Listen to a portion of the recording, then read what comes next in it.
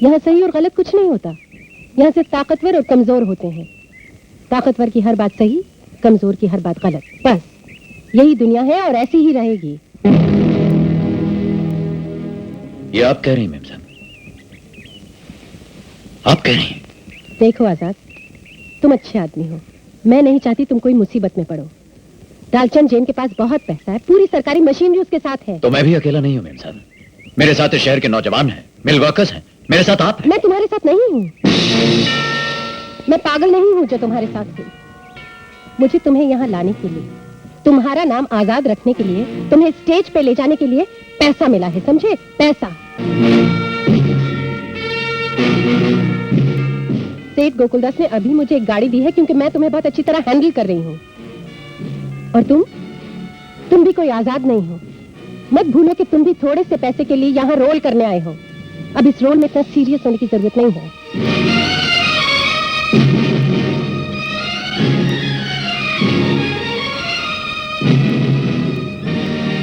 देखो आजाद, मैंने जो कुछ आप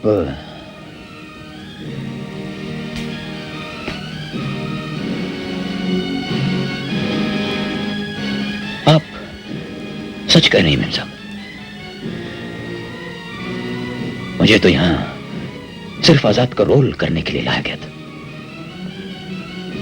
मगर आज एक नई बात जानी है मैंने। मेरी तरह एक दिन ये लोग आपको भी यहां लाए थे और कहा था कि तुम्हारा नाम सुभाषिनी है, और आज से तुम सबको यह बताओगे कि तुम्हारा बाप हिंदुस्तान की आजादी का सिपाही था और बचपन में उसने तुम्हें आने वाले हिंदुस्तान की कहानियां सुनाई थी। झूठ। आप वो सुभाषिनी नहीं है मेम साहब। आप सिर्फ उसका रोल अदा कर रही हैं। आप सुभाषिनी नहीं, कोई और है। मगर मैं अब कोई और नहीं, सिर्फ आजाद हूं। वो नकाब जो आपने मुझे बनाया था, वो नकाब अब मेरा चेहरा बन चुका है। और अब आप मेरे साथ हो या ना हो, कोई मेरे साथ हो या ना हो, मैं वही करूंगा जो मुझे करना चाहिए, इसलिए कि मैं ही आजाद हूं। जी हां, मैं ही आजाद हूं।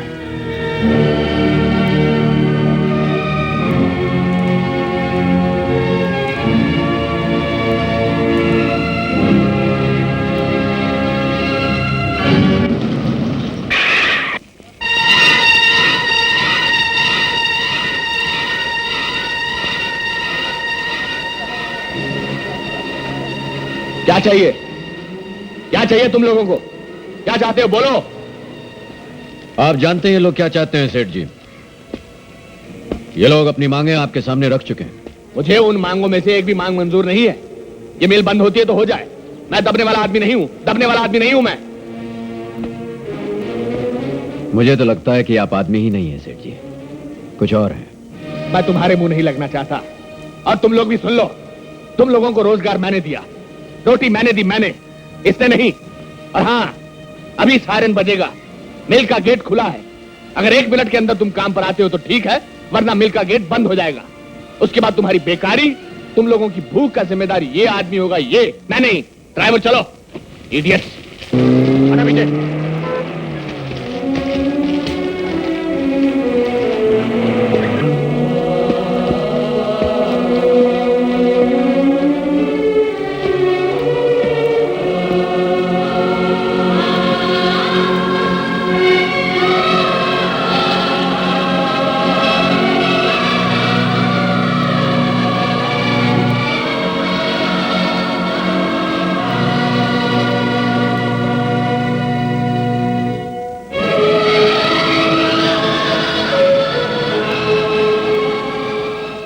तुम्हारे सामने अब 2 रास्ते हैं भैया।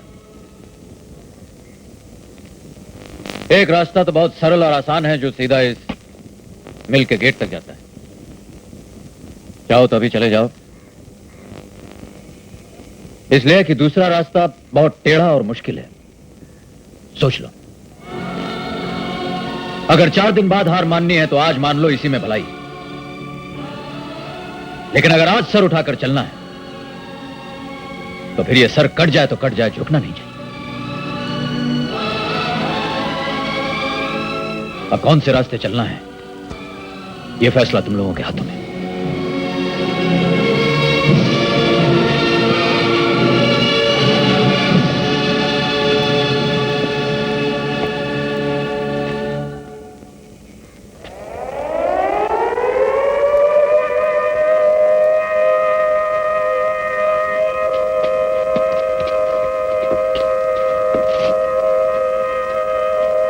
हम तो काम पर जाता हूँ,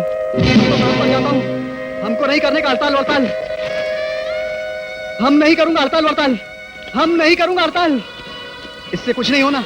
और भैया जिसको आना है आ जाओ, आ जाओ। कहाँ जा रहे हो? कहाँ जा रहे थे तुम? अरे आता है क्या? आ जाओ। कहाँ जा रहे हो तुम? कहाँ जा रहे हो? अरे काम पर जा रहा हूँ, काम पर नहीं जाऊंगा तो तू और हमारा बचुआ भूखा नहीं मर जाएंगे। पूछती है कहाँ जा रहा हूँ? चोरू बचवा तुम रही है क्या? और ये जो इतना लोग बैठा है, गद्दारी कर रहा तुम सबसे। अरे छोड़, औरत होकर इतना बात करती है। चलो भैया चलो। तो सुन ले, अगर तू गेट के अंदर गए तो हम बचुआ को लेके कुआं में कूद जाए। मत जाओ, चलो वहाँ चलो। तानू, चल रे, चल हनीफ, चल, चल रे, चल इधर। पीछे हट।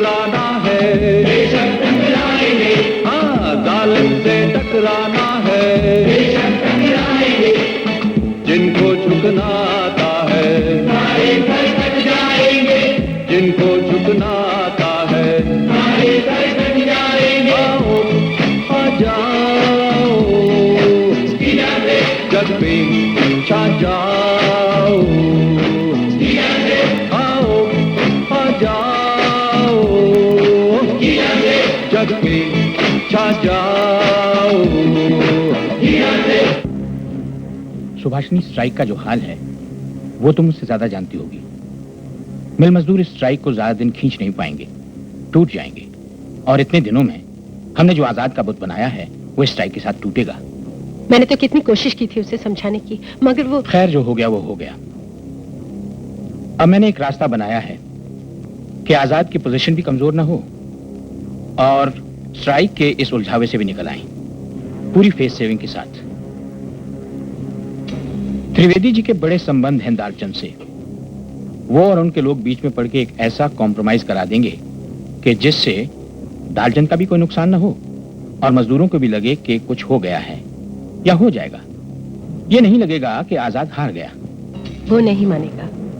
जब तक मजदूरों की मांगे सचमुच नहीं मानी जाती, वो अपनी जगह से हिलेगा नहीं, ये मैं जानती हूँ। लेकिन जब जीतने का सवाल ही नहीं तो क्या फायदा है कि वो। कुछ लोग ऐसे नहीं सोचते गोकुलदास जी।